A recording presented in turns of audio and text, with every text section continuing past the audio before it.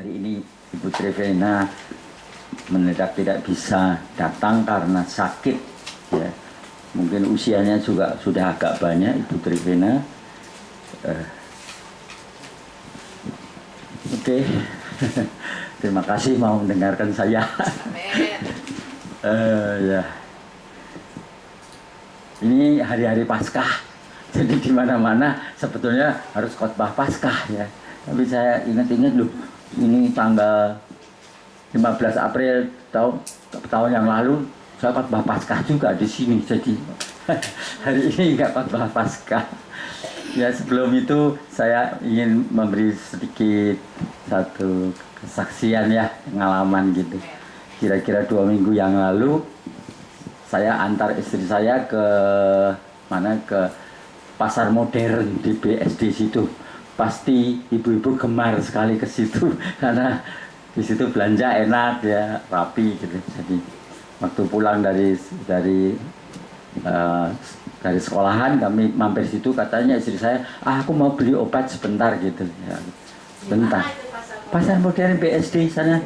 Oh, enak tuh situ. Ya. Rapi sekali, Pak Ciputra itu yang menciptakan. Ya, pasar modern, ya. Rapi, baik, ya. Jadi saya tunggu-tunggu kenapa lama bener gitu, ya. Cuma mau beli obat, ternyata keluar gitu bawa tas kresek banyak, diikuti oleh satu anak muda gitu bawa tas kresek juga banyak. Loh, kamu itu beli apa itu? Wah, sekalian beli buah, katanya, buah macam-macam buah. Sekarang baru gemar buah naga, katanya, ya, dibikin jus gitu. Loh, terus dia cerita ini tidak gini, itu si engkau yang berjualan buah tadi dia bersaksi, bersaksi. Dia bilang sudah agak tua katanya, ya 60-an mungkin, ya gitu, ya. Bilang, Cik, saya terima Tuhan Yesus, tidak ada yang bawa saya ikut sendiri. Terima Tuhan Yesus, ya, masuk salah satu gereja. Dan waktu itu pendetanya kasih dia uang 800.000, mungkin berapa tahun yang lalu tuh, ya, dimana pasar modern masih belum berkembang, masih agak sepi gitu. Jadi kasih 800.000 untuk berusaha di sana gitu. Nah, akhirnya dia lihat-lihat mau usaha apa, ya. Di situ ada emang-emang itu, orang Betawi mungkin, ya, jualan buah sekedarnya gitu, ngobrol-ngobrol gitu. Terus dibilang, aja deh bikin jualan buah deh. Nah, itu bapak jual buah, tapi menganjurkan si engkau ini jual buah juga. Wah, tapi di mana, ya? Ya udah di samping saya aja. Wah, hebat juga ini. Kita wah, takut disaingin dong, ya. Kalau ya kamu jualan lain dong, saya jual buah kok, kayak gitu, ya. Dia bukan orang Kristen, dia orang Muslim, tapi terus ini si engkau bilang, loh, nanti kan enggak enak, masuk aku saingin kamu. Enggak apa-apa lah, rezeki itu ada di tangan Allah. Kayak gitulah kira-kira. Itu rezeki setiap orang kan dah dari sana gitu. Kok bisa, ya, punya pikiran seperti orang Kristen aja nggak sebaik itu loh. Ya, jadi akhirnya dagang buah makin besar sih tokonya si engkau, jualan buah impor. Bapak itu gitu-gitu aja gitu, ya. Kok bisa, ya, gitu, ya. Kalau kita bertanya-tanya, ini engkau bilang apa? Cik, anak saya 3 atau 4 semua sarjana. Waduh, luar biasa juga, ya. Tadi salah satu itu anaknya yang bawakan itu. Jadi saya pikir, kok itu bisa punya hati seperti itu, ya, bagaimana? Terus kalau ditanya, Pak, Bapak agamanya apa? Muslim, pasti dia bilang. Bapak kok bisa baik gitu, nggak takut disaingi, itu dasarnya apa, Pak? Dasarnya apa? Coba sebutkan ayatnya di mana, Pak? Mungkin dia tidak bisa sebutkan. Jadi hanya oleh dorongan hati nurani saja itu, ya. Jadi saya pikir, walah, orang Kristen punya firman demikian banyak, harusnya bisa bersikap jauh lebih baik dari itu. Ya, kalau kita punya toko kan kita takut disaingin, kan. Ya, tapi ini enggak loh, hebat loh, ya. Jadi toh hati nurani yang dituruti itu bisa menghasilkan sesuatu. Apalagi kalau kita punya firman Tuhan, itu harus bisa jauh lebih baik dari itu, ya. Jadi kita jangan hanya bangga-bangga jadi Kristen, tapi itu dipanggil untuk memiliki sifat Tuhan, sifat Allah, ya. Itu satu hal, juga satu hal bilang non Kristen neraka sana. Ya emangnya orang yang kayak gitu terus dibuang ke neraka sama Tuhan? Ya nggak percaya Tuhan Yesus, pasti neraka. Doktrin yang perlu kita pikirkan kembali. Oke? Satu hari saya waktu itu masih mondar-mandir dari Jakarta ke Bandung, kerja di Jakarta karena saya mau kabur ke Kanada, itu nggak tunggu visa, nggak sampai hari ini nggak keluar visanya. Jadi tiap Jumat saya pulang ke Bandung selama 6 tahun bolak-balik begitu. Dan satu hari saya duduk gitu, ya ada anak perempuan muda gitu duduk di depan saya gitu, ya kayak alis gitu. Terus dia bilang, Om Sunho, loh kamu siapa? Nama saya Wiwit. Oh ya tahu, Wiwit ya keponakannya Pak Jaswadi ya. Iya, dulu tetangga kami di Bandung. Pak Jaswadi itu Muslim, dia itu baik sekali, dia tukang kayu. Kalau suruh buat apa gitu, Pak, biayanya berapa Pak? Terserah mau kasih berapa. Baik banget itu. Nggak punya anak, dia suami istri nggak punya anak, dia pelihara keponakannya, antara lain Wiwit ini keponakannya. Disekolahin dengan susah payah, miskin. Tempatnya juga hanya nempel di pinggir kebun orang gitu ya, miskin, tapi dia berusaha untuk memelihara anak. Ponakan-ponakannya ada beberapa di situ, antara lain Wiwit ini. Terus saya tanya, Wit, kamu sekarang di mana? Di Jakarta, Om. Terus kamu kerja di mana? Oh, saya dokter, Om. Dokter. Jadi dokter hanya oleh karena pengorbanan Bapak itu. Ya, memang dia ingat kami mungkin karena kami kadang-kadang membantu Bapak itu, gitu ya. Walaupun tidak ada apa-apa, kami kasih persembahan gitu. Jadi mungkin itu ingat di dalam. Ya saudara, jadi bisa jadi baik. Kami punya teman lagi di Solo, satu keluarga Kristen tapi ya kurang mampu. Salah satu anaknya itu laki-laki, sekolahnya juga cuman sampai SMP atau apa gitu. Jadi cari kerjaan susah, jadi dia akhirnya dagang itu batu cincin itu, batu di alun-alun, batu akik atau di alun-alun Solo sana, dagang kecil-kecilan gitu.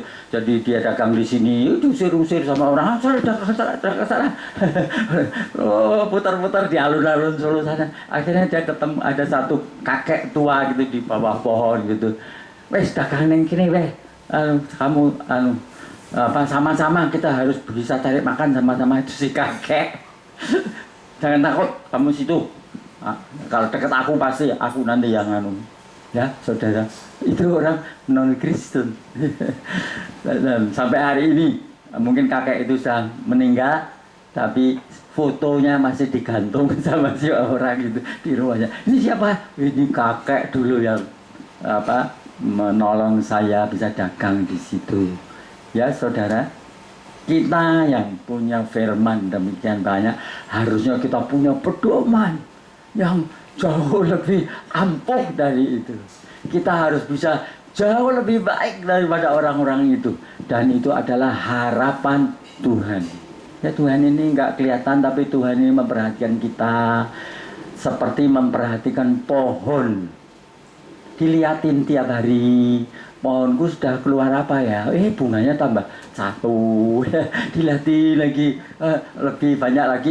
Mulai ada buah kecil beberapa. Alangkah senangnya sana ya. Ini secara rohani ya.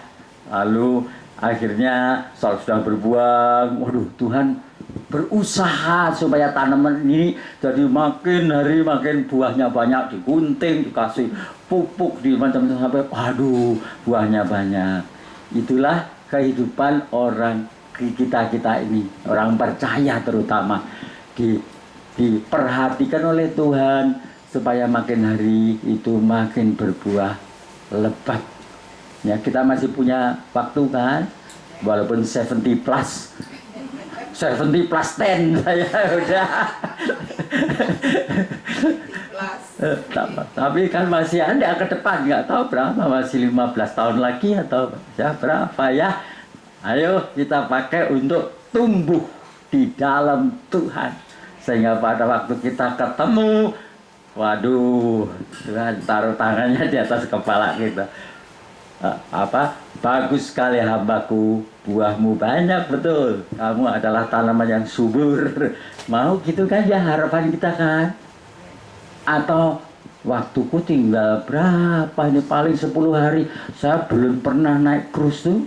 Jadi saya mau punya uang, saya mau cruise ke mana, kayak Hawaii, kayak mana, putar-putar ke sana kayak gitu ya.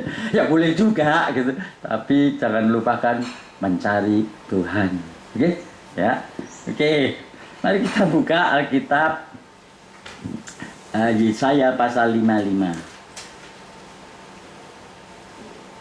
Ini sering dikhotbahkan Yesaya pasal 55 itu, tapi dicomot satu kalimat, satu ayat, 2 ayat kayak gitu, sehingga kita tidak menangkap hatinya Tuhan, maunya Tuhan apa. Ya bagus juga, boleh satu ayat diuraikan demikian rupa gitu ya.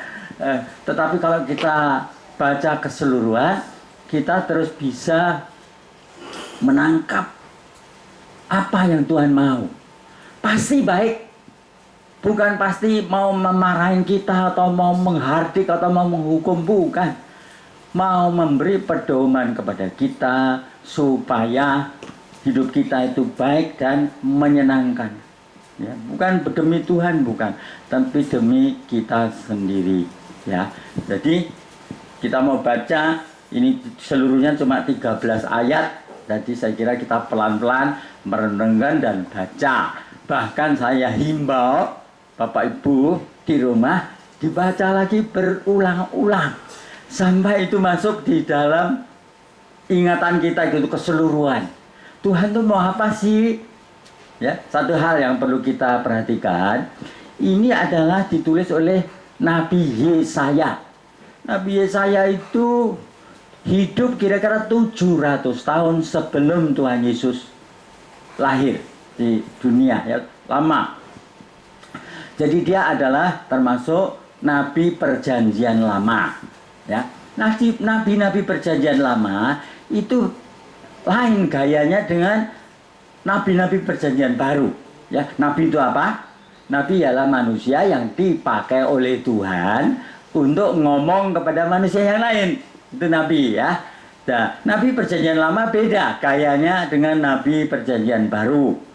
Nabi perjanjian lama itu fungsinya seperti kaset recorder, seperti rekaman saja.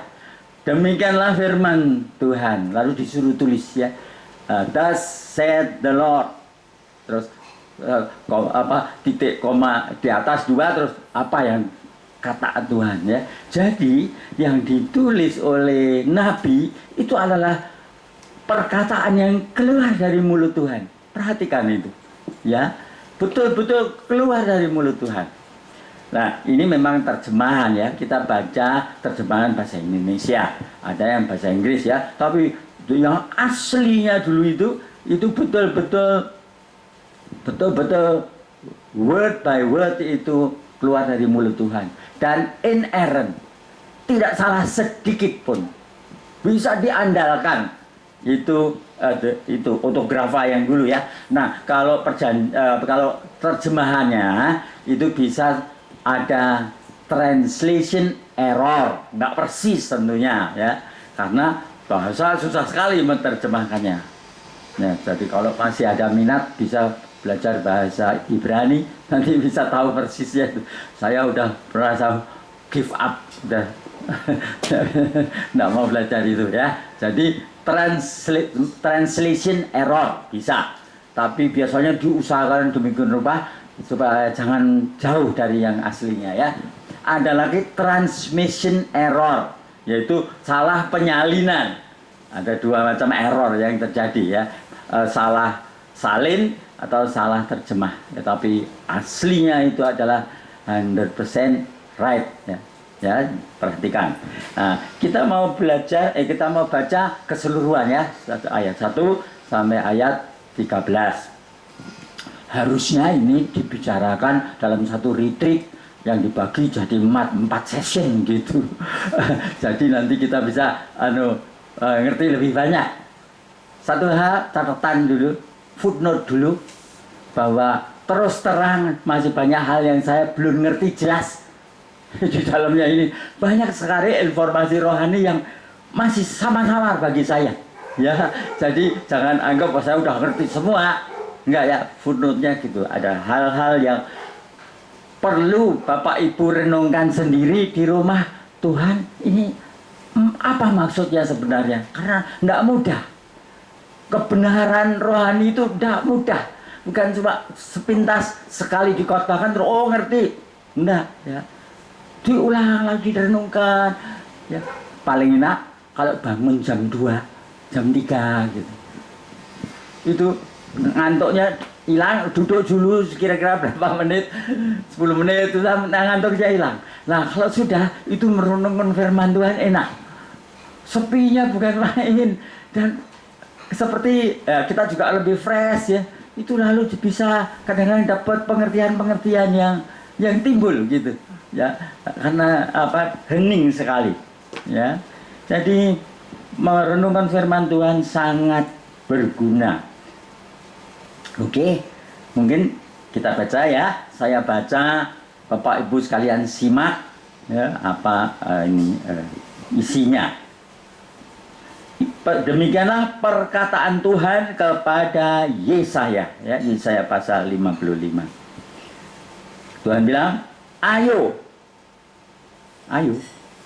Bahasa King James-nya bilang apa? Ho. Kok aneh ya? Ho. He.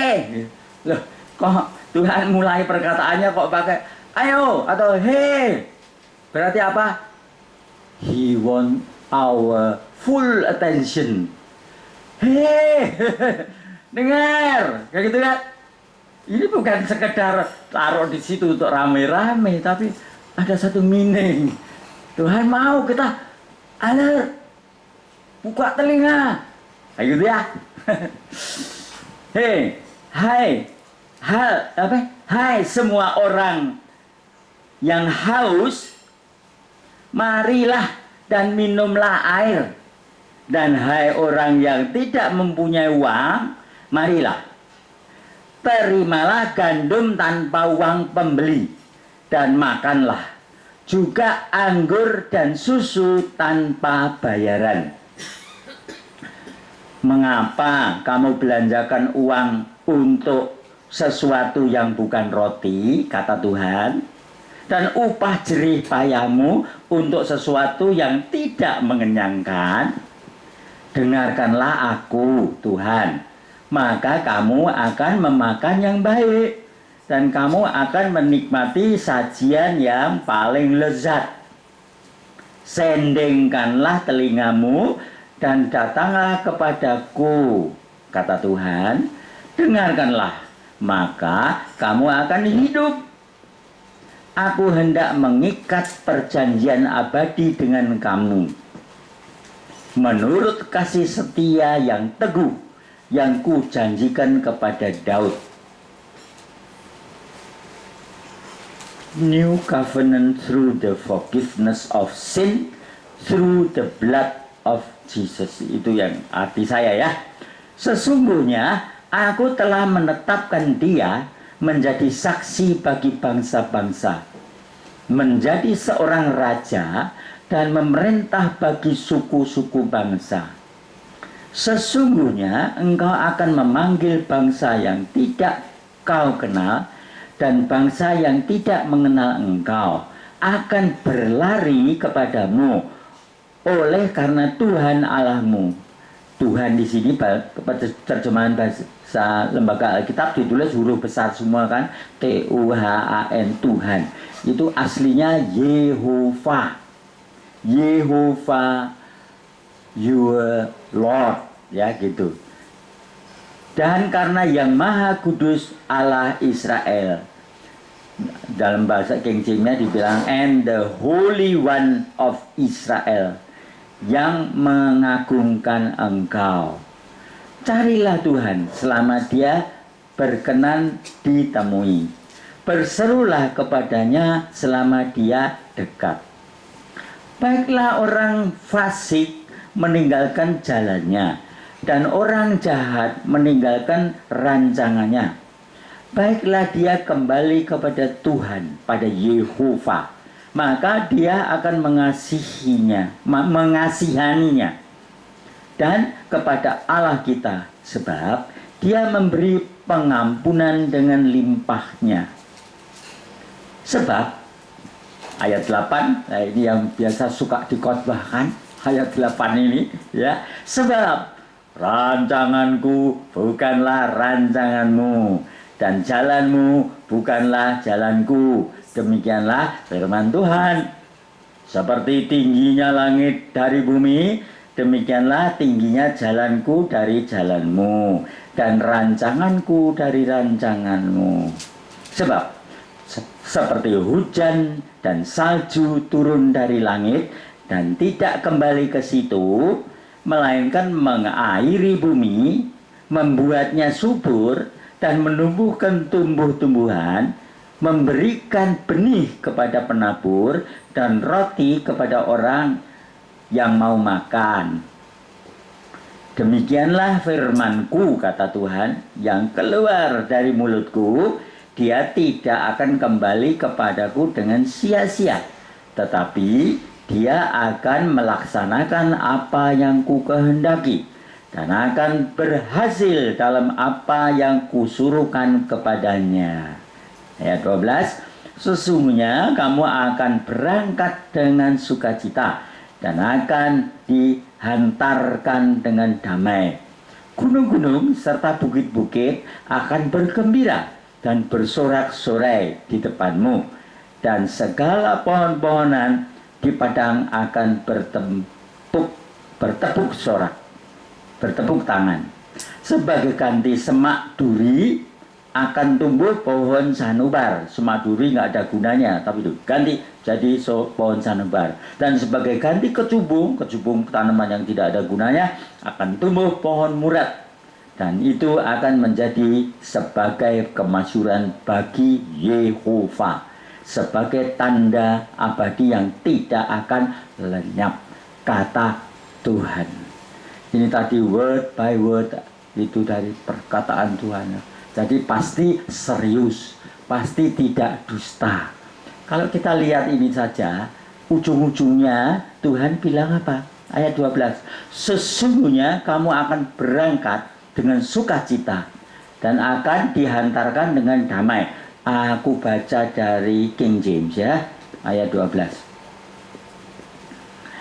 For you shall go out with joy. Oh, kita ambil kesimpulan. Oh, Tuhan kepingin manusia itu full of joy. Ini tadi nasihat panjang lebar. Maksudnya apa? Supaya you become full of joy. Oke? Ya. For you shall go out with joy and be led forth with peace. Tuh. Apa yang dicari manusia di bumi ini kalau bukan joy dan peace? Ada orang yang pikir, aku punya 10 supermarket, pasti aku joy dan peace. Betul? Makin pusing. Punya satu aja pusing, 10 supermarket pusing. Tapi herannya udah punya 10, kepengen punya 15. Punya tambah lagi. Kapan puasnya? Ya, tapi Tuhan mau kasih kita apa? Joy and true peace. Makin banyak supermarketnya, satpamnya tambah. Ayo. Ya kan? Perlu satpam lebih banyak untuk melindungi hartanya. Berarti nggak peace kan, saudara? Ya, inilah Tuhan. Kasih nasihat tadi supaya kita ini betul-betul bukan saja nanti kalau di sana, tapi di sini juga peace and joy. Damai sejahtera dan penuh sukacita. Saudara kira yang bisa sukacita cuma yang duitnya banyak? Tuhan kasih perumpamaan Lazarus yang nggak punya apa-apa, dijilatin anjing di depan, tapi he is full of joy and peace. Kalau nggak percaya, nanti kalau ketemu tanya sana, tunggu dulu supaya dipanggil Tuhan dulu, nanti baru tanya. Ya, tanya betul. Lazarus, were you full of joy and peace when you were there down there? Oh, dia pasti yes, I'm sure. Betul saudara? Ya. Mana tadi? The mountains and the hills shall break forth before you into singing, and all the trees of the field shall clap their hands. Karena terpesonanya ada seseorang yang lalu mengarang dari ayat 12 ini sebuah lagu, yaitu apa? Dan gunung-gunung bersorak-sorai memuji Dia, dan pohon-pohon pun bertepuk tangan memuji Dia. Sekalian kita di sini memuji Dia.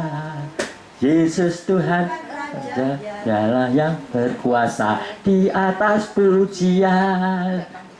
Dari sini, oh Tuhan, Engkau menginginkan kita ini hidup full of joy and peace. Oke? Ya, setuju kan? Dan bahkan Dia akan ubah hal-hal yang tidak baik dalam hidup kita, diubah menjadi baik. Ini tadi ayat yang terakhirnya apa? Wah, di sini nggak ada tanaman duri, lihat. Tanaman duri tidak ada gunanya, bakar aja, ganti dengan tanaman yang baik. Itu janjinya Tuhan. Oke? Nah, kalau gitu diperhatikan yang di depan tadi Tuhan ngomong apa. Tuhan selalu bicara supaya kita ini dilepaskan dari tekanan-tekanan batin, supaya kita our soul, jiwa itu penuh dengan sukacita dan terbebas dari beban. Saya sering mikir memang di dunia ini memang nggak bisa bebas bapak-bapak. Kita punya musuh, yaitu iblis yang selalu membuat bermacam-macam halangan pikiran, khawatir, tekanan, tipu daya, sehingga kita nggak bisa sungguh-sungguh bebas gitu. Baru nanti kalau di sana iblis tidak bisa apa-apa, nah itu betul-betul bebas nanti. Kenapa Tuhan kok begitu? Itu melatih kamu, ya, melatih supaya kamu berjuang. Ayo coba perhatikan dulu. Wah, ini retreat ini. Ayat 1. Ayat 1 bilang apa sih Tuhan? Aneh perkataannya Tuhan. Kalau direnungkan dalam-dalam aneh.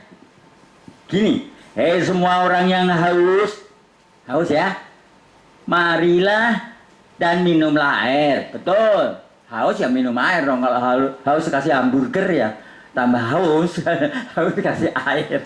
Betul, itu statementnya. Dan hai orang yang tidak mempunyai uang, marilah, terimalah gandum tanpa uang pembelian, dan makanlah juga anggur dan susu tanpa bayaran. Gimana sih Tuhan?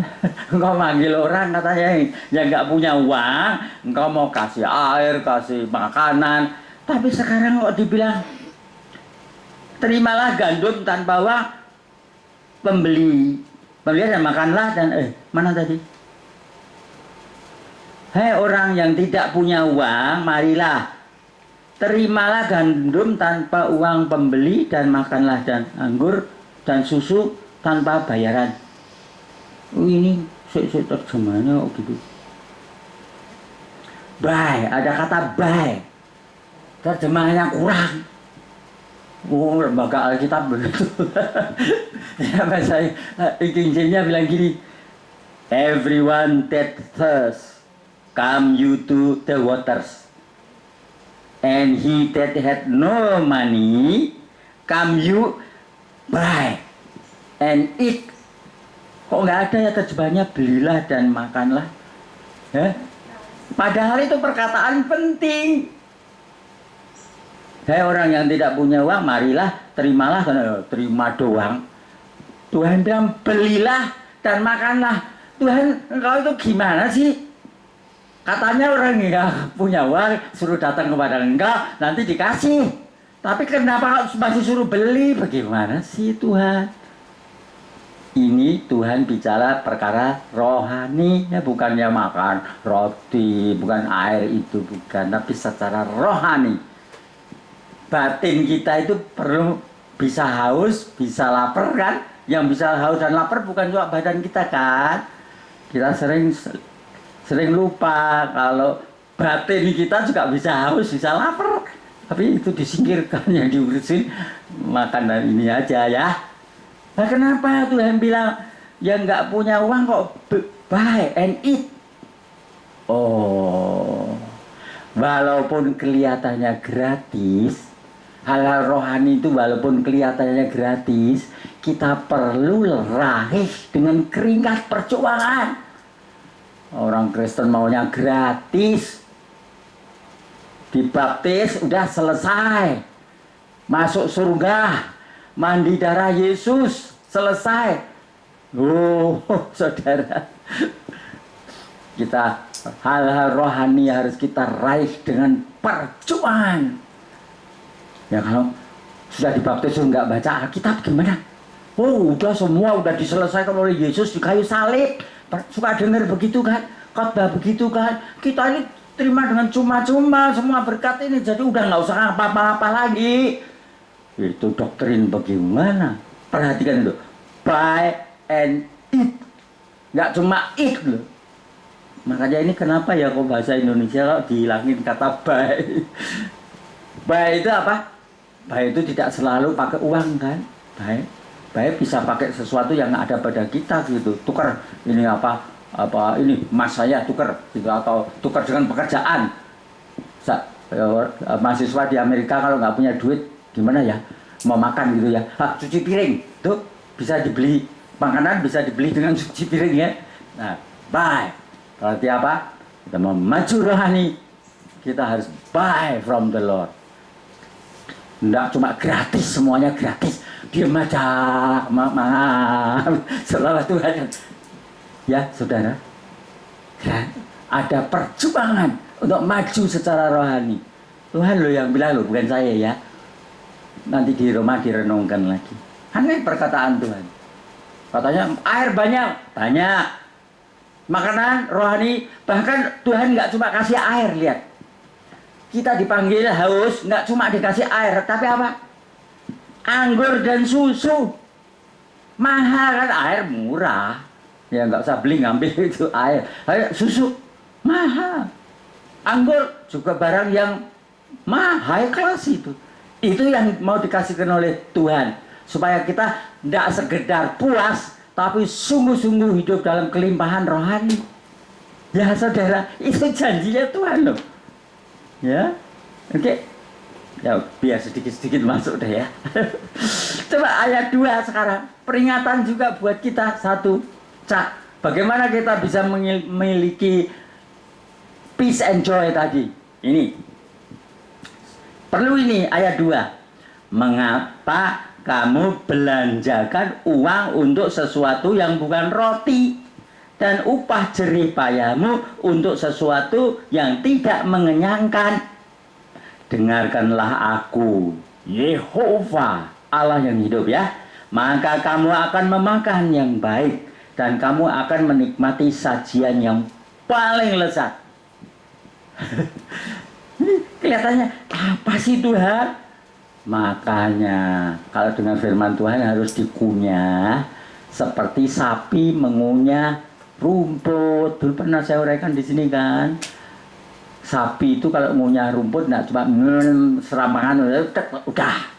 Enggak kan? Kunyah, telan, terbaring, kuarin lagi. Berapa? 4 kali, 5 kali. Itulah firman Tuhan. Supaya gemuk, supaya bisa menghasilkan susu bagi Tuhan, ya harus dikunyah. Ini saya ngomong kan hanya serampang gitu aja, tapi nanti di rumah dikunyah lagi. Apa sih Tuhan? Peringatanmu ini apa? Kok Tuhan bilang mengapa kamu belanjakan uang untuk sesuatu yang bukan roti, dan upah jerih payahmu untuk sesuatu yang tidak mengenyangkan? ini rohaninya. Ya. Ini pertanyaan Tuhan sama manusia loh. Ya. Atau mungkin saya kasih sedikit tekanan. Ini perkataan Tuhan. Ngapain sih? Pakai sih deh. Memperingatkan kita semua ini. Ngapain sih kamu habiskan uangmu untuk sesuatu yang bukan roti? Dan kau susah payah ngumpulin uang untuk apa? Untuk kamu habiskan untuk sesuatu yang tidak mengenyangkan rohani. Ya, tidak artinya kamu hanya perhatikan jasmani kamu doang. Pengen roti yang enak, pengen, tapi kok rohanimu nggak kamu perhatikan? Ya, saudara, ya, betul kan? Atau mungkin lebih keras gini, jangan kamu belanjakan uang untuk sesuatu yang bukan roti. Jangan kamu sia-siakan semua yang kau miliki itu hanya untuk kejar-kejar yang jasmani saja. Kayak gitu kira-kira kerasnya itu. Ngapain sih kamu? Mau kamu enakin bagaimanapun kamu udah tua. Lama-lama juga mati. Kira-kira gitu kan? Kenapa kamu sia-siakan sisa hidupmu itu hanya untuk apa sih ini semua? Kenapa kamu tidak merindukan sesuatu yang kekal? Itu kira-kira itu loh, saudara. Ya. Biasa kan kalau sudah diranjang sakit berat, dokter bilang paling 3 bulan nih. Terus apa? Kita tinggal 3 bulan ini. Pah, atau misalnya kalau papa ya, Pah mau minta makan apa, Pah? Oh, belikan itu Peking duck, tapi yang dari Peking betulan. Wah, terbang juga ke sana, kasih. Apalagi, Pak? Wah, itu dari mana ya? Nggak tahu deh. Turutin aja mau cari apa. Kenapa, Pak? Pikirannya apa? Tinggal 3 bulan. Kapan? Nanti kalau udah meninggal, kapan makan Peking duck? Kapan menikmati anggur yang dari mana? Kayak apa? Nggak bisa kan? Mumpung masih bisa. Itu filsafat yang bertentangan dengan maunya Tuhan. Loh, kalau tinggal 3 bulan, kasih dia sesuatu yang kekal, rohani, bisa dibawa lama. Betul nggak, saudara? Mungkin ada yang nggak setuju, tapi nggak apa-apa. Betul nggak? Itu perkataan Tuhan loh. Ya. Dengarkanlah aku, maka kamu akan memakan yang baik. Oh, suruh dengarkan apa? Dengarkanlah aku, maka kamu akan makan yang baik dan kamu akan menikmati sajian yang paling lezat. Tuhan dengarkan engkau. Oh, sekarang kita tahu ya. Kita punya, kalau makan pakai apa? Kita maksud kita makan roti pakai kuping? Rotinya enggak kan, makan pakai ini kan. Itu makan jasmani. Tadi kalau makan rohani pakai apa? Sini ternyata. Makanya Tuhan Yesus berulang kali bilang apa? Barang siapa bertelinga, pakai itu baik-baik. Karena telinga adalah pintu masuk untuk makan rohani. Tuhan bilang, dengarkanlah aku, maka kamu akan makan baik. Oh, kita harus dengarkan firman Allah. Seperti saudara sekalian ini sekarang sedang makan sebetulnya. Makan jasmani nanti, makan rohani sekarang. Saya juga sedang makan, saudara. Saya ini sedang makan juga, ya kan? Merenungkan firman Allah. Dan Tuhan bilang, kalau itu kau perhatikan, maka hidupmu seperti makan yang paling lezat. Tadi kan bilang gitu. Dan kamu akan menikmati sajian yang paling lezat. Apa maksudnya? Hal yang rohani itu jauh lebih nikmat daripada segala nikmat dunia ini. Ayo, ya. Salomo itu contohnya orang yang paling kaya katanya. Dia mau menikmati segala ini sampai istri aja tidak cukup 1.000. Gimana sih? Tapi akhirnya dia bilang, ya sia-sia juga. Makan apa? Segala macam dari seluruh daerah sana makan yang ada. Sia-sia juga. Mau lihat apa? Sia-sia juga. Ya, tapi makanan yang dari Tuhan, yang Tuhan berikan, waduh, lezat bukan main. Pernah dengar Tuhan ngomong? Wih, lezat bukan main. Saya mungkin dalam kurun waktu saya melayani paling 2-3 kali saya sungguh dengar Tuhan ngomong beberapa kata aja. Itu sudah sangat menyenangkan. Kadang-kadang saya dengar dari istri saya berdoa, Tuhan ngomong begitu. Antara lain Tuhan bilang gini, praise God. Dia setengah tidur ya. Praise God, and He will give you the people you need. Terjadi tidur lagi. Hah? Dan betul, Tuhan berikan orang-orang yang bisa bersama-sama saya melakukan pekerjaan Tuhan. Oke, saudara? Oh, 2 ayat aja udah. Oke ya. Nah, yang lain kita coba samber ya. Yang ayat yang kedua itu tadi mengingatkan kita. Hidupmu di dunia ini pendek, berlari-larilah tali yang kekal. Ingat Tuhan Yesus bikin roti, itu 5 roti 2 ikan. Ngasih orang berapa? 10.000 atau berapa? Waduh, senang semua kasih roti. Rotinya Tuhan Yesus pasti sangat enak, tidak ada tandingannya. Lebih enak dari rotinya Ibu. Siapa Ibu?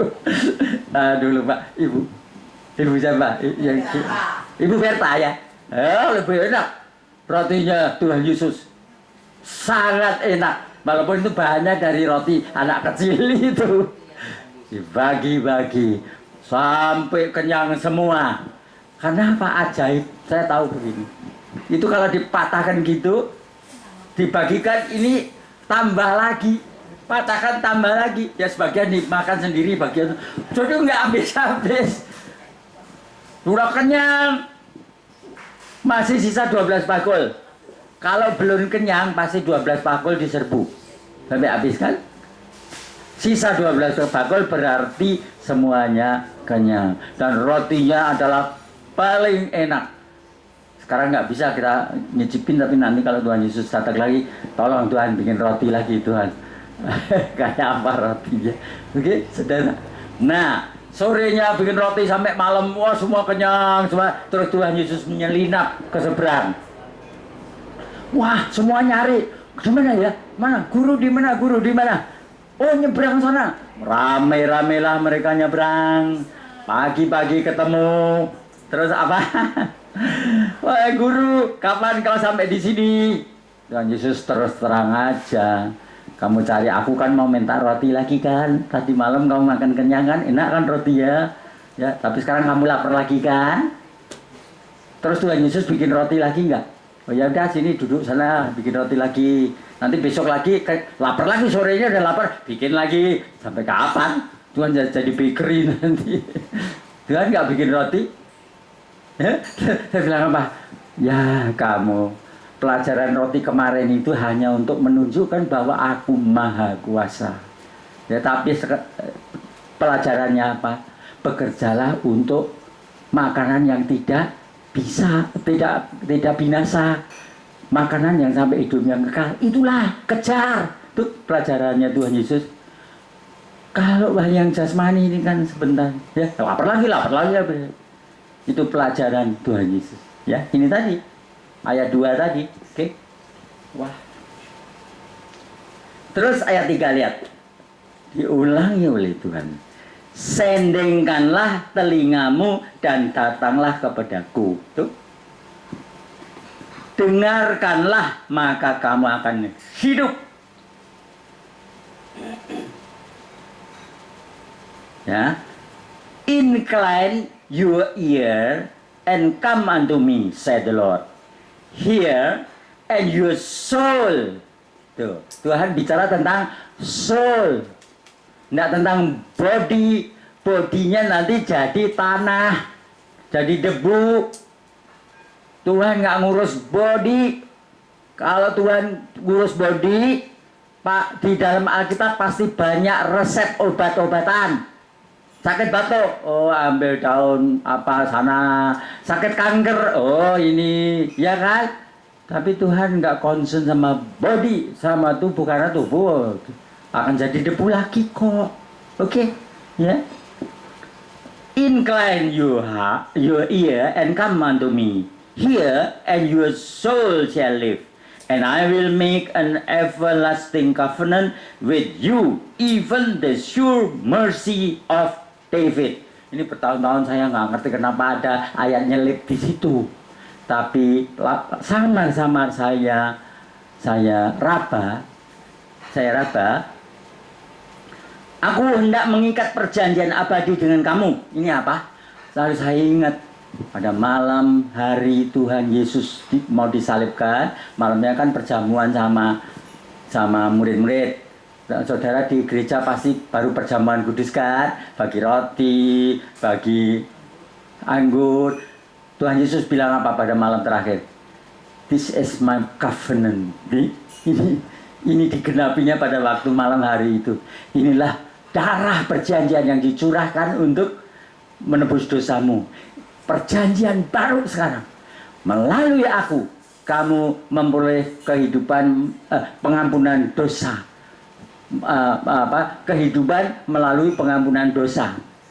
Ya, ini covenant ini. Pada waktu Tuhan Yesus mati di kayu salib, itu Tuhan membuat satu covenant dengan manusia. Oke, aku bikin perjanjian baru dengan kamu. Kalau kamu mau datang kepadaku, mengakui segala dosamu dengan sungguh-sungguh segera mati dan minta pertolonganku, maka aku akan memberi kau kesempatan untuk hidup. Oke?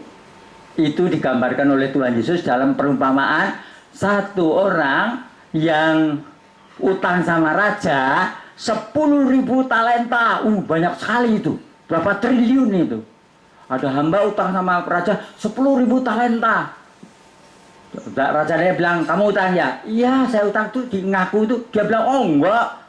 Dia ngaku, saya utang ya. Ya kalau utang ya bayar dong, kata rajanya. Waduh, sabar dulu deh. Oh enggak, kamu istrimu, anakmu, semua hartamu dijual. Waduh, terpisah-pisah. Aduh, minta kasihan dah. Nah, itulah sebetulnya covenant itu.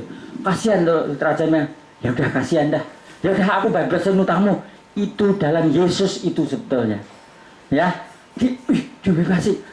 Apa? Aduh, seneng bukan? Tapi banyak orang Kristen mandek sampai seneng aja gitu. Itu rajanya punya pengharapan.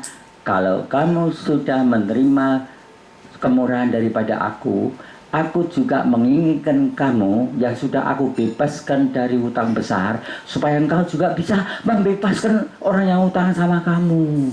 Kamu harus bisa hidup seperti aku.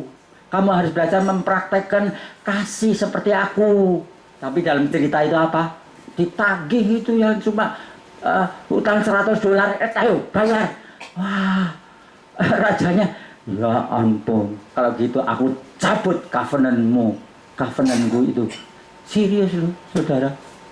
Walaupun berjanji, tapi kalau itu gitu dicabut sama Tuhan.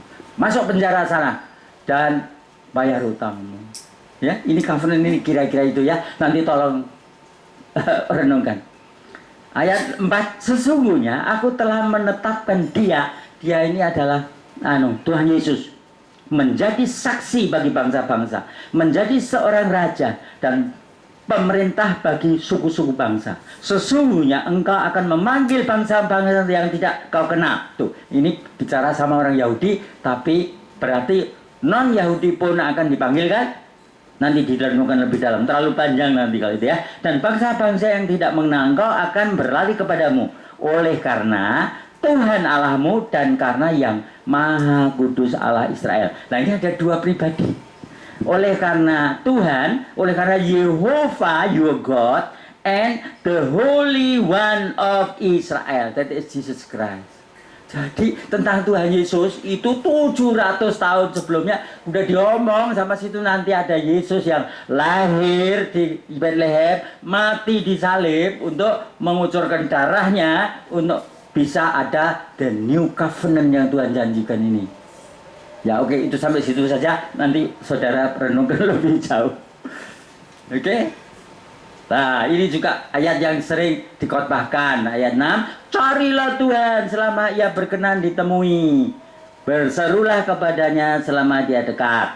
Maksudnya kalau kita masih punya waktu, kita udah tua, ini ngomong-ngomong minta berapa lagi sih? minta berapa tahun lagi? Saya minta 20 tahun lagi. 20 tahun umur saya 100. Karena apa? Perhitungan saya 20 tahun lagi itu si antikris sudah muncul. Jadi saya mau lihat kayak apa sih antikris. Kalau Tuhan berkenan loh. Saya nggak tahu minta berapa. Jangan minta 1 tahun. Atau minta sekarang aja Tuhan. Rugi. Dikasih waktu sama Tuhan kok. Masih berapa? 5 tahun. Oke Tuhan. Aku pakai yang 5 tahun itu untuk mencari Tuhan. Karena selama Tuhan masih berkenan ditemui kan. Nanti akan datang malam hari kita nggak bisa lagi melakukan apa-apa. Jadi kalau kita udah di dalam peti kita nggak bisa ngapa-ngapa lagi. Sementara bisa cari Tuhan. Oke? Ya ini saya kan tidak terlalu sulit. Baiklah orang fasik meninggalkan jalannya dan orang jahat meninggalkan perancangannya. Ya itu jelas ya, kita dipanggil untuk jangan fasik dan jahat. Baliknya ia kembali kepada Yehova, maka dia akan mengasihaninya. Oke? Kalau orang bertobat, dia terima. Orang yang bagaimanapun, dia terima. Tapi dosaku merah seperti kirmisi. Oke, kalau kamu bertobat, aku akan buat jadi putih seperti salju melalui darah anakku. Betul? Ya? Dia akan mengasihaninya dan kepada Allah kita, sebab dia memberi pengampunan dengan limpahnya. Oke? Ayat 8 ini mungkin perlu. Tuhan bilang, sebab rancanganku bukanlah rancanganmu, dan jalanmu bukanlah jalanku manusia. Demikianlah firman Tuhan. Seperti tingginya langit dari bumi, demikianlah tingginya jalanku dari jalanmu, dan rancanganku dari rancanganmu. Maksudnya apa sih Tuhan? Rancanganmu, rancangan Tuhan bukan rancangan manusia. Jalannya Tuhan bukan jalannya manusia. King James ya, ada sedikit meleset itu. Tuhan bilang, for my thoughts. Oh, yang tadi bilang rancangan itu thoughts, pikiranku. Tadi kalau rancangan, ya rancangan, pikiran bisa, tapi kurang tepat. Tapi Tuhan bilang, pikiranku, my thoughts are not your thoughts. Neither are your ways my ways, said the Lord. For as the heavens are higher than the earth, so are my ways higher than your ways, my thoughts than your thought. Perhatikan, ada 2 H. Thought and way. Ya, jelas ya. Pikiran dan jalan. Apa sih Tuhan? Tuhan itu bilang gini, pikiranku itu tidak sama pikiranmu. Pikiranmu terlalu cetek. Karena jatuh dalam dosa, manusia itu pikirannya dangkal sekali. Sedangkan Tuhan pikirannya, waduh, luar biasa sempurna. Tadi kan bilang kan, bedanya kayak apa Tuhan? Kayak langit sama bumi. Langit ujungnya mana Tuhan? Walah, ujungnya di mana langit? Ya, jadi perbedaan jalan pikiran Tuhan dan jalan pikiran manusia itu beda jauh. Terus, ada hubungannya pikiran sama tindakan. Wes itu tindakan. Kalau pikiranmu benar, tindakan pasti benar. Oke? Kalau pikirannya Tuhan pasti benar, maka tindakannya Tuhan tidak pernah salah. Pikiran manusia itu ya dangkalnya bukan main, maka tindakannya juga salah-salah. Oke? Terus apa Tuhan? Oleh karena itu belajarlah mengerti pikiranku. Pelan-pelan belajar mulai pikirannya Tuhan apa. Kalau Tuhan gimana ya? Betul saudara?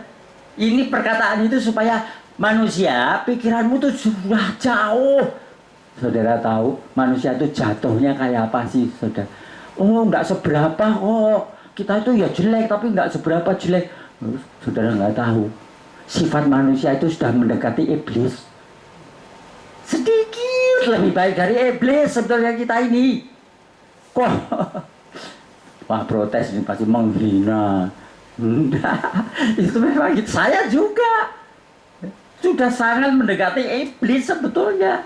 Tuhan, kalau saya jadi Tuhan dia tak buang semua. Tapi Tuhan itu murah hati. Tuhan bilang apa? Walaupun manusia itu sudah seperti sumbu yang pudar, Yesaya juga itu. Tapi itu akan dinyalakan kembali. Seperti buluh yang sudah patah. Bambu patah buat apa? Enggak loh, bambu patah juga nggak aku buang. Sumbu yang udah hampir padam juga nggak aku buang. Tapi aku usahakan supaya jadi besar lagi. Itu kemurahan Tuhan. Aduh, masih mau marah sama Tuhan. Kalau nggak enak sedikit, ya saudara, kita harus belajar. Cara berpikir kita itu lama-lama sama dengan cara berpikirnya Tuhan. Ya lama tentu, sedikit demi sedikit gitu. Gimana caranya Tuhan? Ya, Tuhan itu guru yang sempurna. Pasti kasih caranya. Ya, ayat 8 ya, saya ulangi ya. Sebab rancanganku bukanlah rancanganmu, dan jalanmu bukanlah jalanku. Demikianlah firman Tuhan. Terus saya tambahi, oleh karena itu belajarlah mengerti rancanganku, belajarlah mengerti pikiranku, nanti tindakanmu akan benar. Kayak gitu kira-kira terjemahannya ya. Lalu ayat 9 seperti ayat 10 deh. Sebab seperti hujan dan salju turun dari langit dan tidak kembali ke situ, melainkan mengairi bumi, membuatnya subur dan menumbuhkan tumbuh-tumbuhan, memberi benih kepada penabur dan roti kepada orang yang mau makan. Demikianlah firman-Ku, kata Tuhan, yang keluar dari mulutku tidak akan kembali kepadaku dengan sia-sia, tetapi firman itu akan melaksanakan apa yang ku kehendaki dan akan berhasil dalam apa yang kusuruhkan kepadanya. Tuhan meneguhkan lagi, firman-Ku itu dahsyat. Kalau kau perhatikan dan menangkap artinya, itu seperti apa? Seperti hujan yang turun ke bumi tidak pernah sia-sia. Mengairi bumi, tumbuh-tumbuhan, menghasilkan buah-buah, benih untuk ditanam, untuk menghasilkan makanan lagi. Oke, itu Tuhan meneguhkan pentingnya firman Tuhan. Pentingnya kita itu merenungkan, mendengarkan, mencari pengertian-pengertian supaya kita kenal pikirannya Tuhan. Tadi dibilang kasih karunia Daud. Daud itu orang rada jahat, ngerampas istrinya orang, bunuh suaminya dengan tipu. Loh gimana sih Tuhan? Tapi Daud itu cinta Tuhan. Kalau ditegur bertobat. Sampai dia karang Mazmur 119. Ya, Mazmur 119 itu ayatnya berapa? 176 ayat. Panjangnya bukan main. Semuanya bicara tentang firman-Mu, firman-Mu, perintah-Mu, ketetapanmu. Nanti baca Mazmur 119. Semua bicara tentang firman-Mu Tuhan, firman-Mu Tuhan. Kalau aku jatuh dalam dosa, firman-Mu Tuhan. Itulah Daud menghargai firman Tuhan demikian rupa. Makanya dia bilang, he is the man after my own heart. Aku mengasihi Daud karena dia itu punya sifat seperti itu, mengagungkan Tuhan di atas segala-segalanya. Ya, kita juga harus belajar. Doa Bapak kami kan, kalimat pertama apa? Belajarlah untuk menempatkan Tuhan di tempat hatimu yang paling tinggi. Begitu kan? Enggak cuma dihafal, Bapak kami yang ada di dalam surga, dikuduskan dalam namamu. Enggak cuma dihafal, tapi itu harus dikatakan dalam hati. Tuhan, Engkau ada di tempat yang kudus. Aku berjanji untuk menempatkan Engkau dalam hidupku ini yang paling penting. Aku boleh kehilangan semuanya Tuhan, asal jangan kehilangan Engkau. Itu doa Bapak kami, saudara. Enggak cuma harus dihafal, ya. Wah, kalau kita lakukan itu, kita berkenan sama Tuhan. Ya, terus tadi Mana tadi? Ayat 12 kan? Dan gunung-gunung pun bersorak-sorai memuji Dia, dan pohon-pohon pun bertepuk tangan memuji Dia. Sekalian kita di sini memuji Dia. Yesus Tuhan Raja, Dialah yang bertahta di atas pujian. Oke? Itu harapan Tuhan bagi setiap orang yang mau mengikut Dia. Hebat ya? Itulah roti yang sesungguhnya bikin kita jadi kenyang, sungguh-sungguh kenyang. Ya, bakery yang paling jago juga nggak bisa mengenyangkan rohani kita. Ya, cukup ya. Tuhan, Engkau hadir di sini dan hatimu memang sungguh mau seperti itu. Kami ingin bersukacita dan kami berjanji Tuhan, jika kami sudah kuat, kami mau menguatkan saudara-saudara kami yang lain. Damai sejahtera-Mu dan sukacitamu ada pada kami. Dalam nama Tuhan Yesus, yang dimana-mana beberapa hari ini diingat akan kematiannya di kayu salib. Amin.